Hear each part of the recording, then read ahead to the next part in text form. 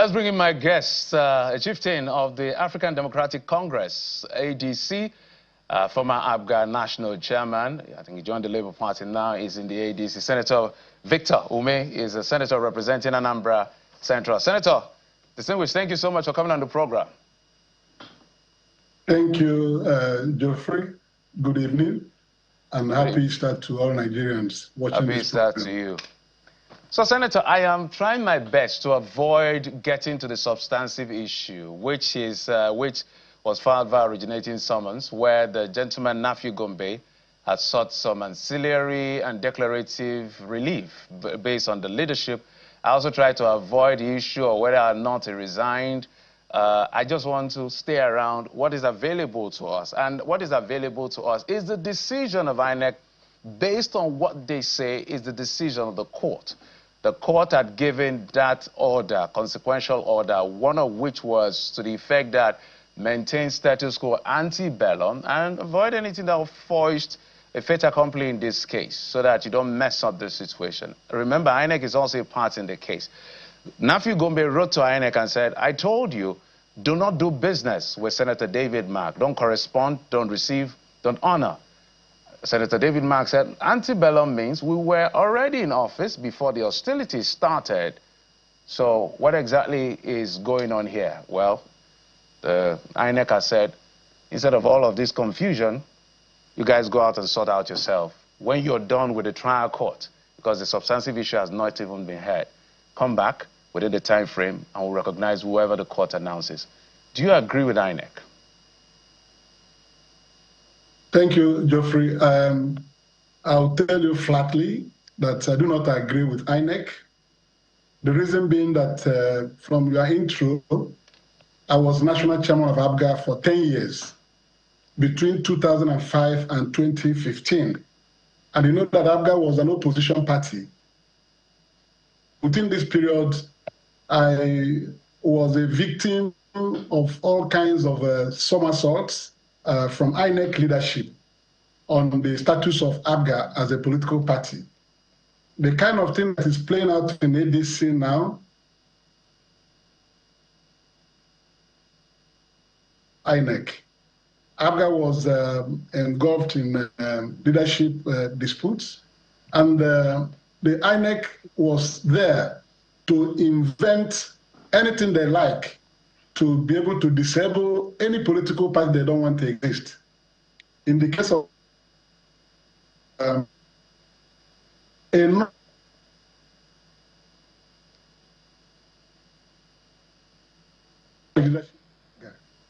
they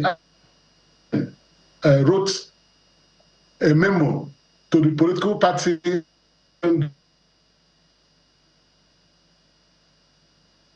court order in the All Progressives Grand. Immediately.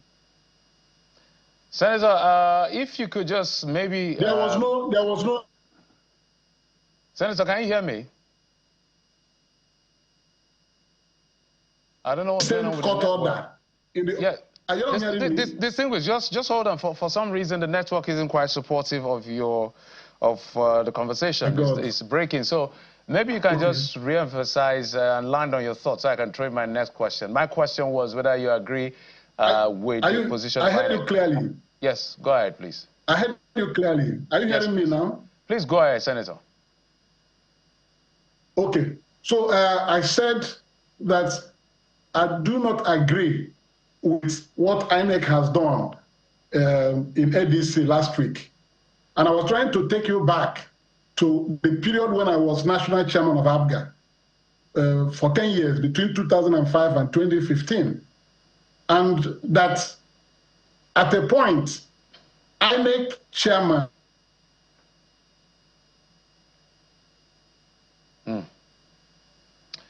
Oh dear. Okay. Senator, just for a moment, so for some reason, I don't know, we're having distortions in the network, so we cannot get the full value of what you're saying at the moment. So perhaps we'll take a break, but just to let our audience know where we are, and I did do almost a 5 minutes chronology of how we got here. The point where we are is that Mr. Nafiu Gombe, Senator David Mark, all wrote to INEC on their position of what they understand to be status quo antebellum, everybody claiming that they were in charge before the hostilities started. So I did a chronology of the time. Well, INEC has said, look, whatever those positions are, to avoid starting something that we can't finish, and seeing the situation in Plateau and several other states, they decided that everybody should just go sort out themselves in court. And people have been critical of INEC of imputing their own verdict, that that's not what the court said. INEC said, like, that's what we understand. So we'll take a break, and when we come back, we'll see whether I can catch up with Senator Umeh for better network. Stay with us. Welcome back. I've been speaking with Senator Victor Umeh, representing Anambra Central, who is a member of the ADC, over the issue of their leadership tussle, given the time that they have and the shortness of time and the litigation they are faced with, and the concern about whether or not this is going to threaten their ability to field candidates in the next election. So, Senator Umeh joins us from Awka, the Anambra State capital. Senator, thank you so much for staying with us. We hope your network is better now. If you could quickly land on that, your thoughts as to why you disagree with INEC's position. Yes, are you hearing me now? Yes, we can hear you loud and clear, Senator. Okay. Please go ahead. Stabilize any political party. I was stabilize any political party through mischief. I said I was chairman of ABGA for 10 years, 2005 to 2015.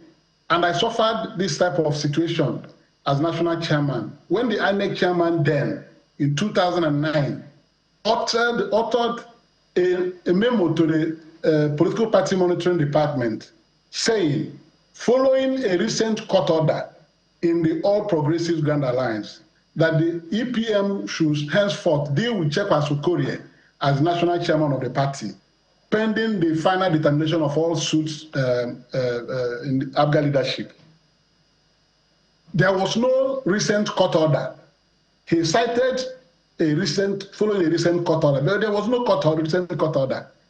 The issue in case was that a final judgment had been delivered affirming Okorie's expulsion from the party. But because he was wanting to create problem for us and do the bidding of someone else, he decided to put in that directive. I took him to court. I sued INEC because there was no recent court order, as he claimed, on the All Progressive Grand Alliance.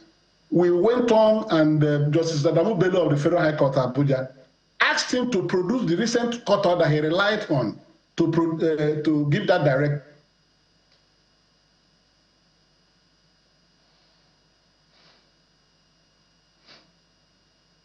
What a day. We hope we can catch up with Senator Umeh again, because I have plethora of questions to ask the distinguished senator, and this has to do with... So what is the problem from there? Is it from your end? It's not here. The network is good here. So what I'm saying is that... go ahead, please. INEC can say anything. INEC can say anything and put you in trouble, the political party in trouble. So I had to fight through the courts to quash the unlawful directive Professor Modisiwu gave to EPM department then. And Justice Adamu Bello quashed that directive because there was no court order backing his directive. In the present situation we have found ourselves in ADC, I told you that I do not accept the position taken by the INEC chairman.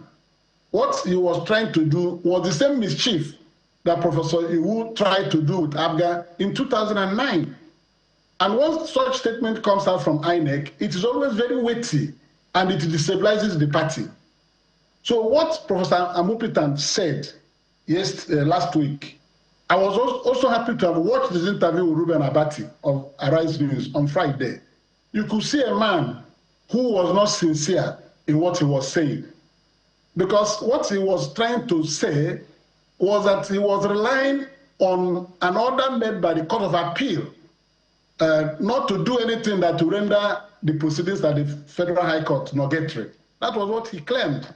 And that antebellum, status quo antebellum, that the Court of Appeal ordered had to do with from the beginning of hostilities. That was misinterpretation of the order of the court. When you say antebellum, it means before the matter was brought to court. And that matter was brought to court on the 2nd of September. Senator, I do not intend to cut you now that we have opportunity to have a free flow in terms of network. So let's stay with the legalese here. And look, INEC is a party in this suit, especially the interlocutory appeal that Senator David Mark had actually filed at the Court of Appeal that was dismissed.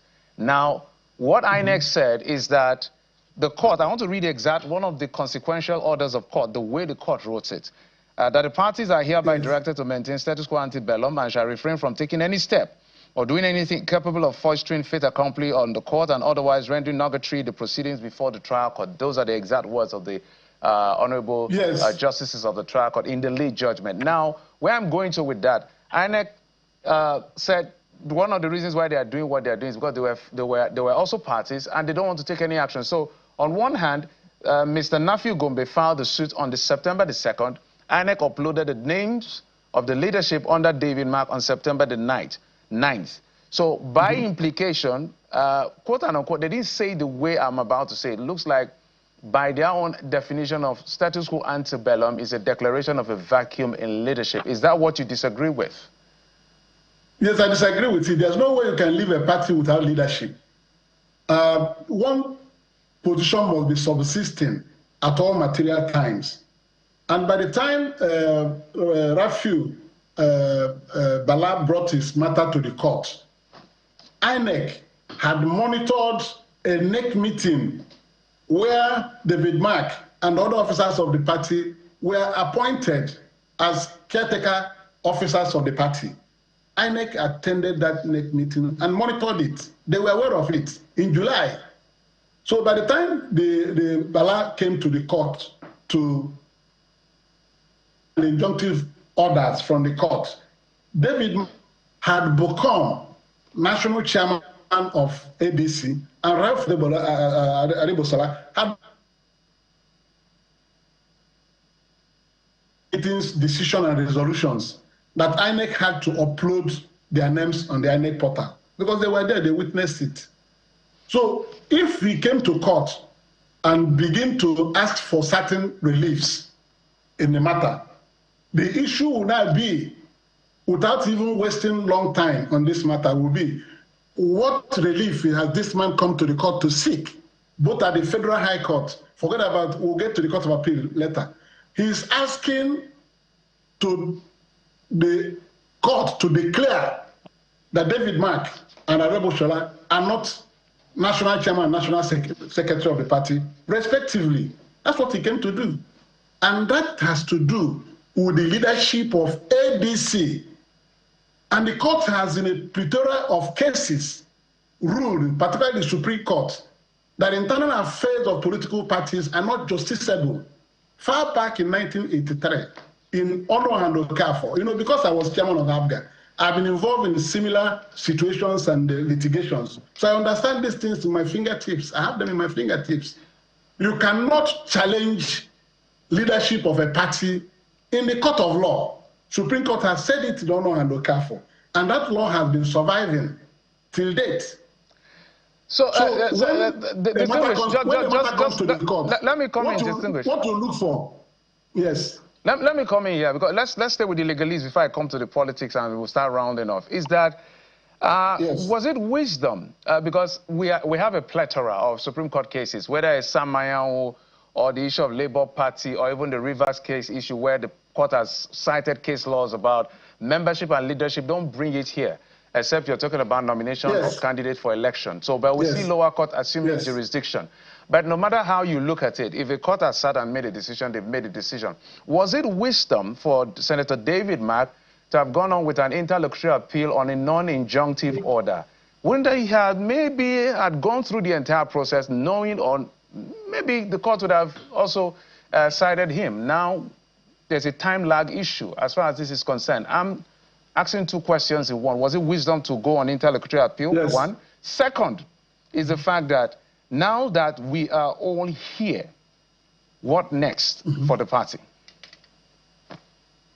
The truth is that there is no blame on David Mark's leadership to have approached the Court of Appeal with an interlocutory appeal on the Federal High Court's refusal to throw away the case that the court has no jurisdiction. Because the issue of jurisdiction was raised at the onset at the Federal High Court. And when an issue of jurisdiction is raised, the court must take it and determine it first of all. If the court has no jurisdiction, it has no business going into the matter ab initio. It doesn't matter how well they try the case, the court tries the case. If you don't have jurisdiction, everything you do thereafter will be a nullity. So when he assumed jurisdiction in the matter, David Mark and his leadership challenged the jurisdiction of Justice Mwite's court, that he has no jurisdiction, and they were right. So when he assumed jurisdiction, they were right to go to Court of Appeal to challenge it. If the Court of Appeal had seen that the Federal High Court had no jurisdiction, it wouldn't have gone on this long journey. All these preservative orders, do this or do that. Okay, Senator, the court would have seen that even the Court of Appeal itself has no jurisdiction to go into the matter involving internal affairs of a political party, leadership, for example. No jurisdiction. So all these cosmetics and rigmaroles. Mr. Senator, my apologies. Since we're with I want to go to the politics as we wind up. But the Court of Appeal dismissed that appeal. I'm familiar with how the Court of Appeal relates with interlocutory appeals. They always want to sit on a judgment of the final decision of court. To succeed with interlocutory appeal is always a challenge. And nonetheless, they dismissed that appeal and said it should go and show cause why the court should not grant that injunction as requested by the lower court in this sense. So I think we are clear on what the books are saying. Now is question. Let me read out this portion. We'll leave this aspect and go on with whatever you have. Yes, what I want to do. Yes, please land on your thought because we don't have time. I have just about 2 minutes more. Yes, thank you. Electoral Act 2026 is very clear on this issue. Section 83, subsection 5 says, and I read, subject to the provision of subsection 3, no court in Nigeria shall entertain jurisdiction over any suit or matter pertaining to the internal affairs of a political party. Section 83(5). So there's no way any court can dabble into issues of leadership of a political party. You cannot. It's written, is a granite law established by the Supreme Court. And now this 2026 Electoral Act, which the President has assented to, also specifically has provided it in section 83(5). No jurisdiction, you cannot, no matter what your intention is, you cannot go into internal affairs of a political party. So the Court of Appeal and the Federal High Court was on a frolic when they descended into the matter and started making orders. Senator, we're totally to frustrate the party. Yeah, we're totally out of time. To frustrate the party. If not for network, I wanted to go into. I was with you from the beginning. Yes, if not for out of time. Yes, if not for the network, if not for the network distortion. Important issue. Yes, if not for the network distortion. In effect, summarily put, is that what they have done was deliberate mischief.